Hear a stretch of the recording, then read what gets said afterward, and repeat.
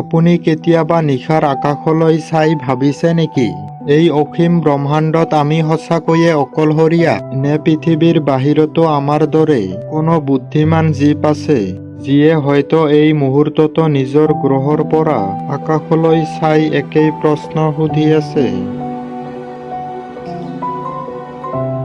শতাব্দীৰ পিছত শতাব্দী ধৰি বিশ্বৰ বিভিন্ন ঠাইৰ মানুহে আকাশত অদ্ভুত পোহৰ,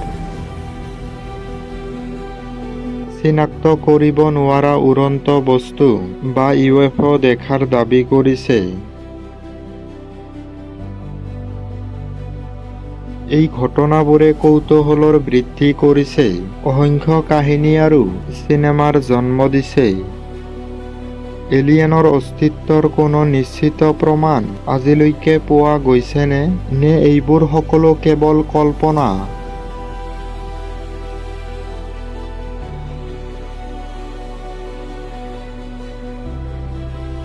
আজিৰ এই ভিডিঅ'ত আমি বিজ্ঞানৰ তথ্য, মহাকাশ অনুসন্ধান, নাছা, জেমছ ৱেব স্পেচ টেলিস্কোপ, ছটি আৰু ফাৰ্মি পেৰাডক্সৰ সহায়ত এই ৰহস্যৰ উত্তৰ বিচাৰিবলৈ চেষ্টা কৰিম।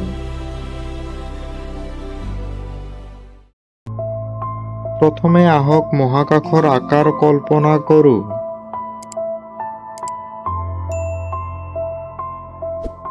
আমি যিখন তাৰকাৰাজ্যত বাস কৰোঁ তাৰ নাম হৈছে হাতীপটি তাৰকাৰাজ্য। এই এখন তাৰকাৰাজ্যতেই আনুমানিক 100 বিলিয়নৰ পৰা 400 বিলিয়নলৈকে তৰা আছে। আৰু আচৰিত কথাটো হৈছে, এইখনে সমগ্ৰ ব্ৰহ্মাণ্ড নহয়। বিজ্ঞানীসকলৰ আনুমানিক অনুসৰি দৃশ্যমানৰ ব্ৰহ্মাণ্ডত এনে শত শত বিলিয়ন তাৰকাৰাজ্য আছে। প্ৰায় প্ৰতিটো তৰাৰ চাৰিওফালে গ্ৰহ ঘূৰি থাকে। ইয়াৰে বহুতো গ্ৰহ এনেকুৱা অঞ্চলত অৱস্থিত যাক গল্ডিলক্স জ'ন বুলি কোৱা হয়।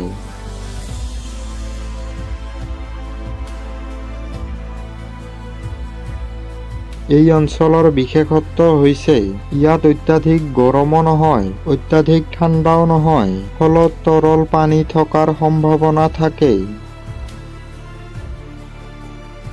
আৰু য'ত তৰল পানী থাকে তাত জীৱন গঢ় লৈ উঠাৰ সম্ভাৱনাও বহুগুণে বৃদ্ধি পায়।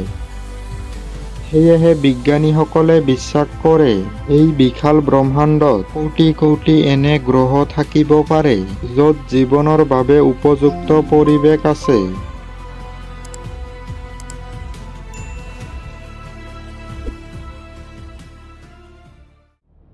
এতিয়া প্ৰশ্ন হয়, যদি মহাকাশত জীৱনৰ সম্ভাৱনা আছে, তেন্তে বিজ্ঞানীসকলে সেই জীৱন কেনেকৈ বিচাৰি আছে?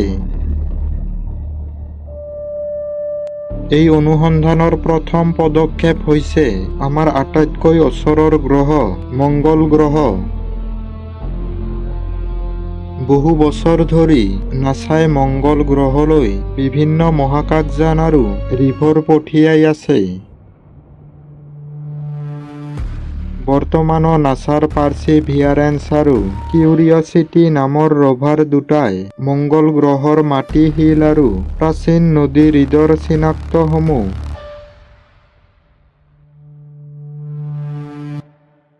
কিন্তু তেওঁলোকৰ লক্ষ্য কোনো ডাঙৰ এলিয়েন বিচৰা নহয়, বৰঞ্চ তেওঁলোকে বিচাৰি আছে কোটি কোটি বছৰৰ আগতে মংগলত অণুজীৱ, বেক্টেৰিয়া বা অন্য কোনো ক্ষুদ্ৰ জীৱ আছে নেকি তাৰ প্ৰমাণ।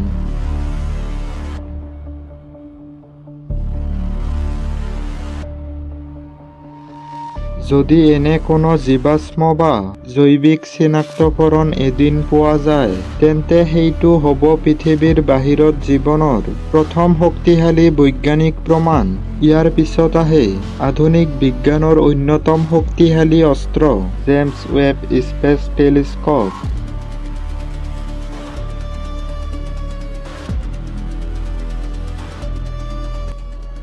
এই আধুনিক যুগত দূৰবীনে সৌৰজগতৰ বাহিৰত থকা দূৰবীনে সেই গ্ৰহসমূহৰ বায়ুমণ্ডল বিশ্লেষণ কৰি চাই অক্সিজেন, মিথেন, পানীৰ বাষ্প অথবা জীৱনৰ সম্ভাৱ্য সূচোৱা অন্য গেছ আছে নেকি। কাৰণ এই পৃথিৱীত এই গেছসমূহ জীৱনৰ সৈতে গভীৰভাৱে জড়িত।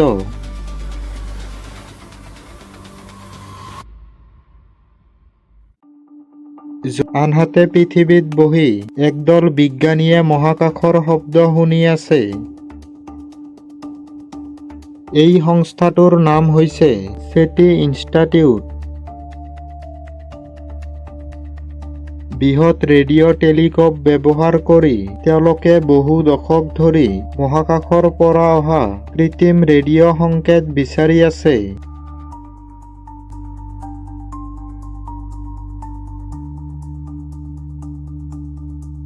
যদি কোনো উন্নত এলিয়েন সভ্যতাই কেতিয়াবা মহাকাশলৈ বাৰ্তা পঠিয়াই থাকে, তেন্তে সেই সংকেত হয়তো এই টেলিস্কোপসমূহে ধৰা পেলাব পাৰে। কিন্তু এতিয়ালৈকে কোনো সংকেতক নিশ্চিতভাৱে এলিয়েনৰ বাৰ্তা বুলি প্ৰমাণ কৰিব পৰা হোৱা নাই।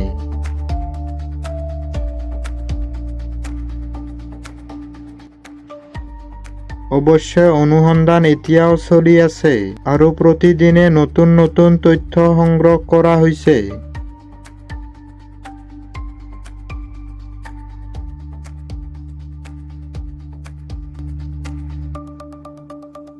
এতিয়ালৈকে আমি জানিলো যে বিজ্ঞানীসকলে এলিয়েনৰ সন্ধান কেনেকৈ চলাই আছে, কিন্তু ইয়াতে আহি এটা ডাঙৰ প্ৰশ্নৰ উত্থাপন হয়। যদি এই বিশাল ব্ৰহ্মাণ্ডত কোটি কোটি জীৱন গ্ৰহ আছে, তেন্তে এতিয়ালৈকে আমি কোনো এলিয়েন সভ্যতাৰ নিশ্চিত প্ৰমাণ কিয় পোৱা নাই?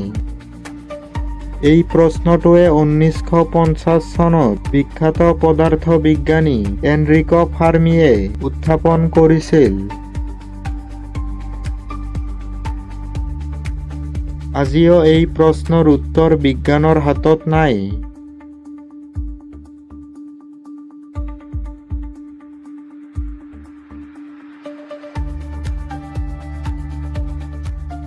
আপোনালোকৰ ধাৰণা কি?